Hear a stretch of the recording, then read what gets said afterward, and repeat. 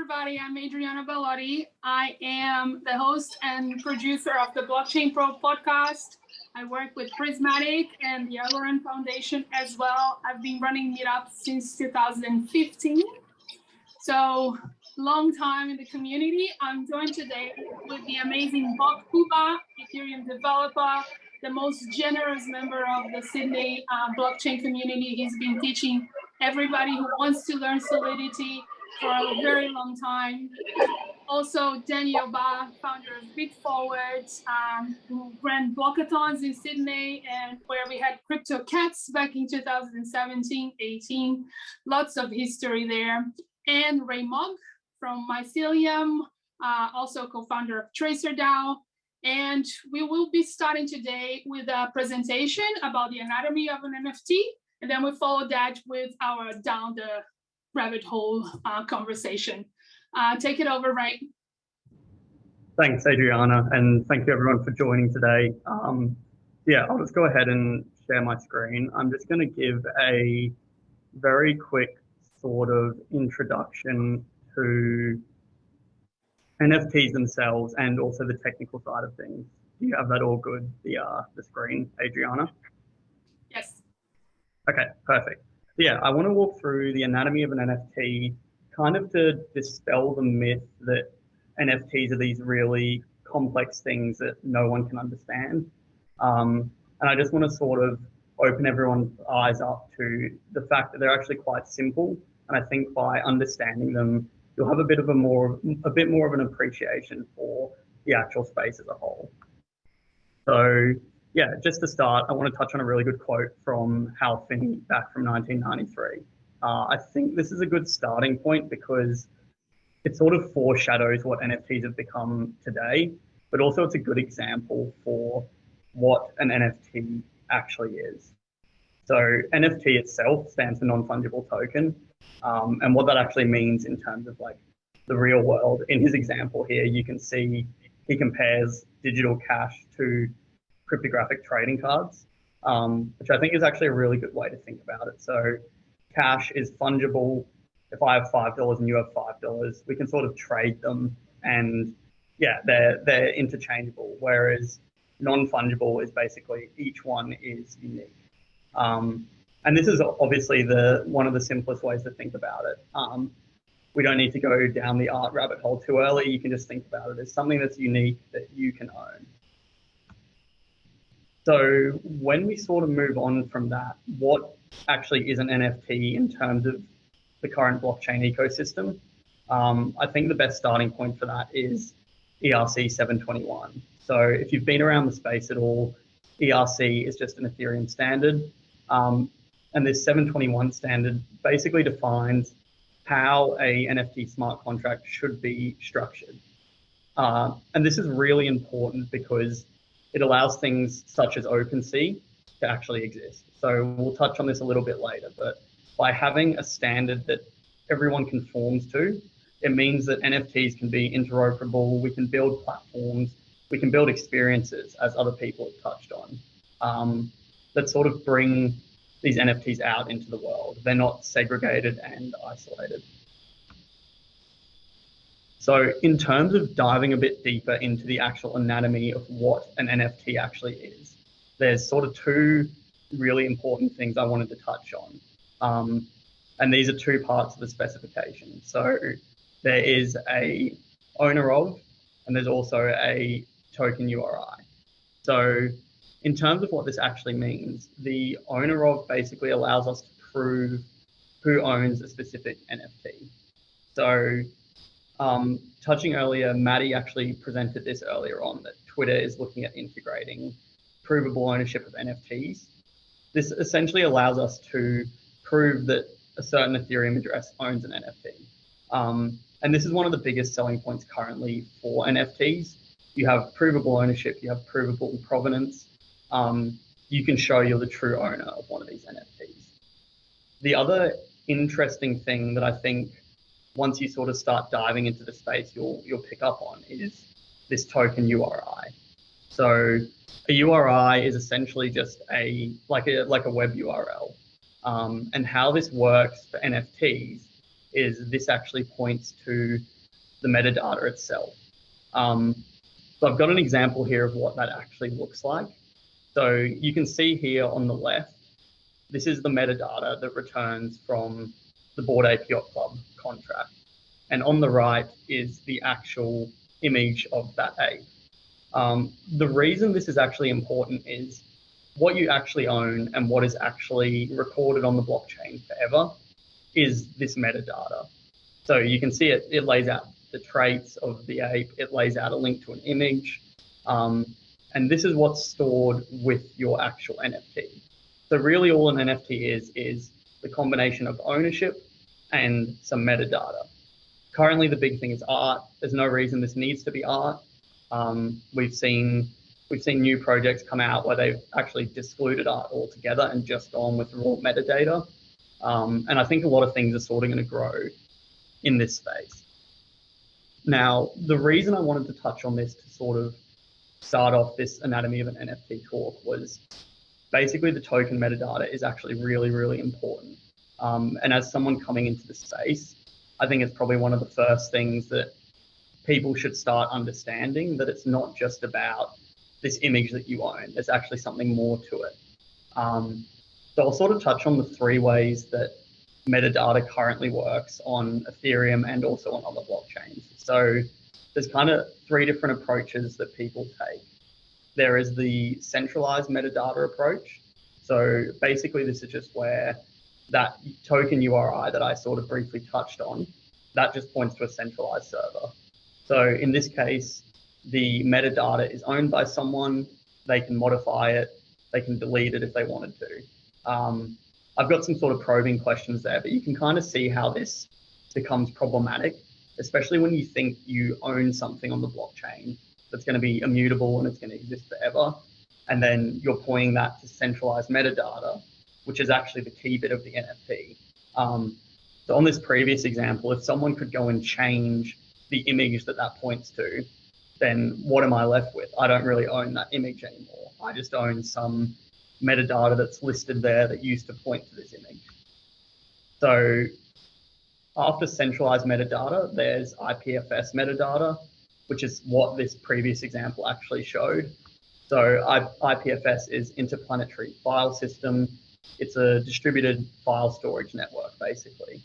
And what this means is data is immutable. So someone can't go and change my image. Someone can't go and change my traits.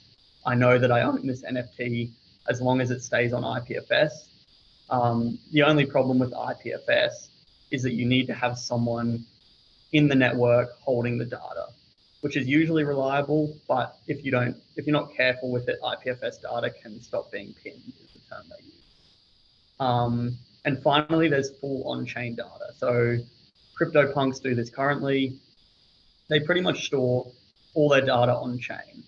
And what this means is you not only have all your data with your NFT forever, but you also inherit all the properties of a blockchain itself. So someone can't change your metadata, someone can't change your image, it won't go down.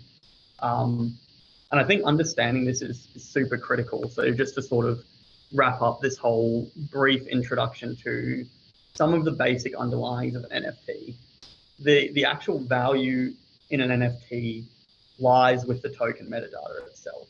And because of that, I think it's important that people do have some understanding of what they're sort of using and what they're interacting with. In the same way that people say, if you don't own, not your keys, not your crypto, you can almost say like, not your metadata, not your NFT. If you don't have certainty that the metadata is going to be there forever, then what you thought you own may not be the same as what you actually end up owning. And yeah, just to wrap it up, I have a few brief resources that you can pop onto after this. And yeah, it should teach you a little bit more about sort of what I've briefly touched on there. And if you want to go deeper, feel free to reach out to me as well.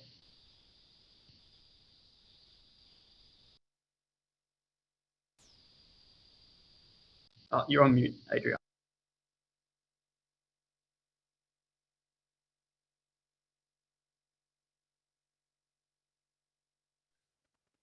Okay, sorry, I'm using my iPad. Okay, I was just saying, I'm going to make a t-shirt saying, not your metadata, not your NFT. That's the next thing on my agenda. Awesome, thank you. Bokky, let's give a shout out to the noobs first who are watching today, and they were commenting earlier that they don't know anything about how to get started. So Bokky, let's take them through the steps of buying their first NFT. Can you hear me? Yes. Yep. Buying your first NFT, you've got to go through complicated steps first to work out how to hold your crypto. And there are so many things you have to worry about. Crypto, you'll have private keys that live on your computers. You have to learn how to manage all these things. So take it slowly. If you want to learn crypto, $100, $200, try to exchange it into some digital currency. I'm an Ethereum maximalist, so Ethers is where you should be looking into, and the layer twos around Ethers, because these are the trustless blockchains that you have now. What else? Once you learn how to manage your digital currency, there is a lot of FOMO happening in the NFT market. You do not have to FOMO. It's much better if you spend the time to understand how the technology works, what it all means, what ownership means. It's not just right-click save JPEGs. Anyone can display any picture in your home, in your own personal home. But if you want to sell the picture, that's where the ownership comes in. So these kind of things take a while to understand. And there are a lot of cheap NFTs around. Crypto Zunks is one of them. So you can get some NFTs for $100, and you start enjoying it, appreciating it, use it as your avatar, get ready for the metaverse. Because you'll have all these NFT avatars that you'll be interacting with, and some of them may even be AI bots, or don't know. Crypto is a steep learning curve. NFTs is just one form of crypto. While you have ERC20 tokens or Ethers, the common Bitcoins, NFTs is another form of the ownership of something on the digital blockchain. I don't know.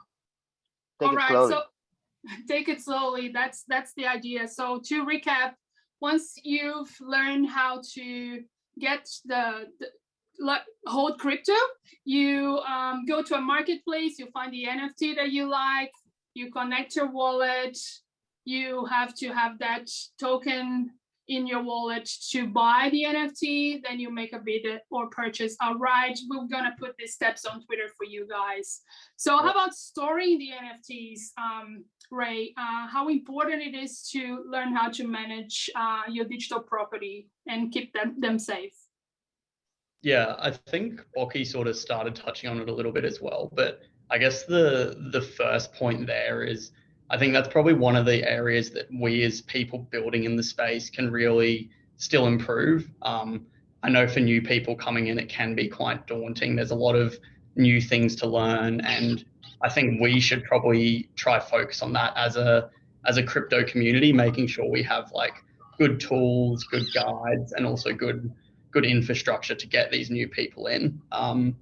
In terms of what you can do as an individual, I guess there's a few things to sort of brush up on. Most importantly is probably just like basic good operational security. The thing is, you don't actually have to be the best at security. You probably just have to be better than anyone that's low hanging fruit. So, things like being careful of malicious emails, not following any links on Discord, stuff like that will get you a very long way. Good password hygiene is another thing. Once you sort of get deeper into the space, things like key management become important. So I guess there's sort of like two ways I like to push this. If you just have a couple $100 that you want to experiment with, having a MetaMask, which is just like a plugin for any browser, and storing your private key or your seed phrase in like a password manager or locally with you is not bad.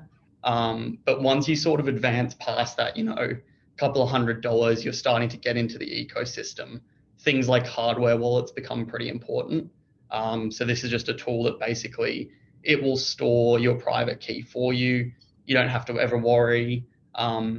It's isolated from your computer. So if someone does get into your computer, your keys are still protected. I think those are pretty important. But as Bokky touched on, I think if you are new, taking it slow is also really critical.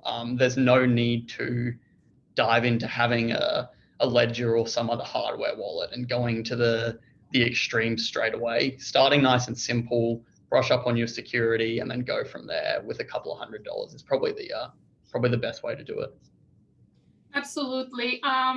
Dan, Bokky mentioned that he's an Ethereum maximalist. I know Ray also is directly working in Ethereum projects, but then you are involved in a lot of different projects. So what is happening outside of the Ethereum ecosystem with NFTs in particular? Yeah, I think it's important to, first of all, maximalism is, for me, in the metaverse world, is a little bit akin to nationalism. And it's something that I'm not particularly keen on, but I know that Bokky is joking. He's not a maximalist. He's just an amazing builder that is so deep in the Ethereum rabbit hole. So he's enjoying it so much that there's no need to jump into too many other rabbit holes, I suppose. Yeah. So for me, I'm a multi-chain maximalist, I suppose, in the sense that I believe in pluralism.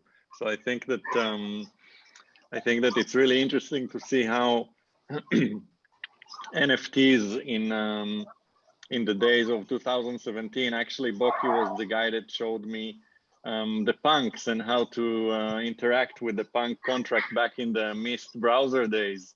So that was probably the first NFT I had. Since then, I think that what we're seeing now a lot, whether it's the rise of OpenSea and the kind of like copy pasta, 10K copies of a avatar, which many of them are really awesome and everything, but these are kind of like a little bit like, oh, let's do an ICO in 2017. So in 2021, it's like, let's do a 10K copy of some generative art. Stuff that I'm seeing, I see like a lot of the basic things in several other ecosystems, whether it's Algorand or Polkadot, Kusama. Something that I think is really interesting personally for me with the substrate ecosystem, the Kusama substrate ecosystem, is that they are looking at standards that are not experimented with before, and things that are kind of converging a lot of DeFi properties into NFTs.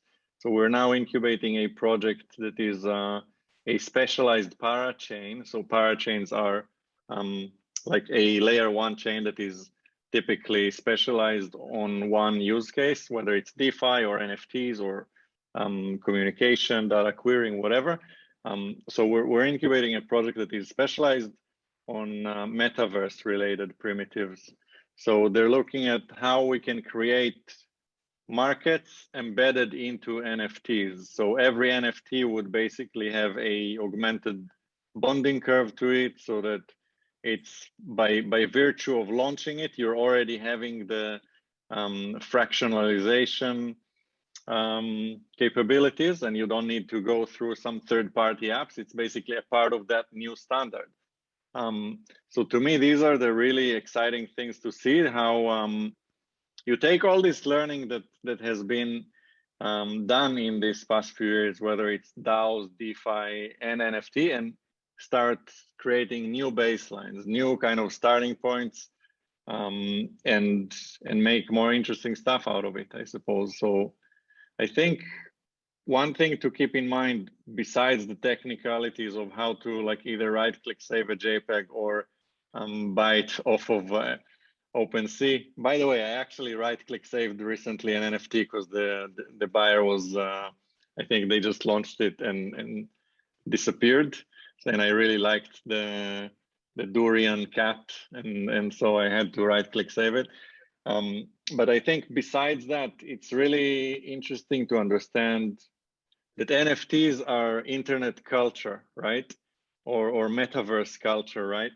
And then being open-minded to see that, just like if we're looking at the world and you have like Oriental culture or European culture or indigenous culture from Aboriginals, also in the crypto world, you see how those things represent different cultural items and cultural trends in those different ecosystems, right?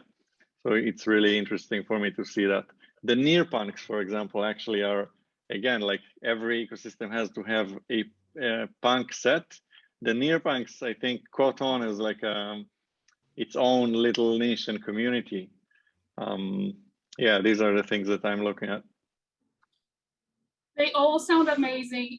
And there's also the bastards, which Bokky is heavily involved with.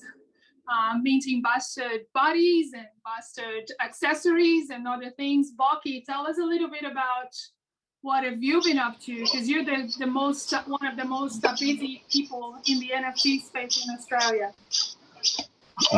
Currently, I'm trying to build a decentralized NFT exchange to compete with OpenSea. And the nice thing about the open blockchain is that I can produce this and set it at 0 fees because the engine just runs on the Ethereum computer. But yes, this exchange, decentralized NFT exchange, would be quite interesting because I've built in some features where people can add multiple orders. I want to buy any NFT from a collection for 0.3 ethers, and you can easily put those sort of orders in. Whereas in OpenSea, you have to go to each token and add your orders. So other things that you can do with this NFT exchange is that you can bulk execute orders and you just pay the net difference. So all the amounts get sorted out in the smart contract, and you can do wonderful things with this. Previously, you would need flash loans. So you borrow a large amount of ethers and then you execute a whole lot of transactions and you finalize it at the end. Yeah. So, and you're building a decentralized NFT exchange. Does that mean that in the future people can trade NFTs from different blockchains with each other? Well, it can be deployed on different blockchains, but for me, there's only one main blockchain. And people who are interested in deploying NFTs should look at the layer 2s of Ethereum because it inherits the security from the Ethereum blockchains. When you look at other blockchains, you are enriching some corporations or some individuals too much. So it's not a long-term solution. If you want your NFTs, right, are super cheap titles if you think about it, because once you buy your NFT, the ownership title, it's going to be there for 100 years, 1,000 years, 1,000,000 years until you transfer it. So you can pass it down all your generations and it's cheap. Whereas, your housing, your real estate registry, that requires so much energy. And if you think about what blockchains are, it's a convoluted structure of signatures. And your NFTs it's like a spreadsheet where you have to sign before you can move your contents in the spreadsheet. Yeah, so layer 2 Ethereum. All right, I personally think that we should look into all blockchains. I'm a multi-chain person, as is Dan. I minted an NFT of my profile pic for this fest, and using Algogem in Algorand, and that was very easy and cheap to do. So I will tell people to go and have a look as well. As we get into the pointy end, Ray, what are you working on? Tell us a little bit about it. Yeah, sure. I guess going off the back of that L2 chat, I'll sort of talk a bit about what we're doing with Tracer on Arbitrum. Not necessarily NFT related, but the way we've been using NFTs lately is more of a community tool. So Tracer itself is a decentralized derivatives protocol. So we're building out the financial infrastructure for basically any derivative that can be made. So we've recently launched on Arbitrum, the L2. We were tossing up Arbitrum versus Optimism, ended up going with Arbitrum, and it's been very smooth so far. So yeah, we are running on Arbitrum currently, which has been a great experience, like Bokky touched on. So much cheaper than ETH mainnet, but you still sort of inherit the properties of ETH mainnet, which is great. In terms of the NFT side of things that we've been utilizing there, I'm sure POAPs have got a shout out heaps today.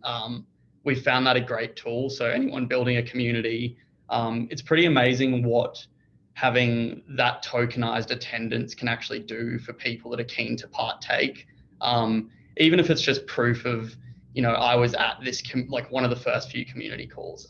People love that sort of involvement, and that I think like the inner collector in everyone comes out, that they want to show that they were part of something in the early days. So we've been leveraging that as a community tool, which has been really great. But yeah, if anyone is interested in DeFi derivatives, we're looking to also take derivatives into the NFT game, which not too many people have targeted yet. So yeah, there's a little alpha leak. There might be stuff coming in that area soon. But yeah, that's pretty much what we're working on. Awesome. Dan, last words. Yeah, just as Bokky was saying, get your cheap NFT, whether it's on a layer 2 like Arbitrum. Actually, there's a really cool, maybe to give a shout out, there's a really cool Arbitrum NFT from some Aussie guys called Yabby Dabbies. Actually, this is my current Telegram and Twitter NFT. So just go get a Yabby Dabby. That would probably be a good starting point. Awesome. And I guess my current Discord avatar is a Bastard, which is a project that I really like, but I'm also getting into the Alguanas, which, every ecosystem is coming up with these amazing ideas and projects, and it's really cool to see. I don't think we have time for questions, so thank you, three, for being here today. I really appreciate your time, and back over to you, Greg.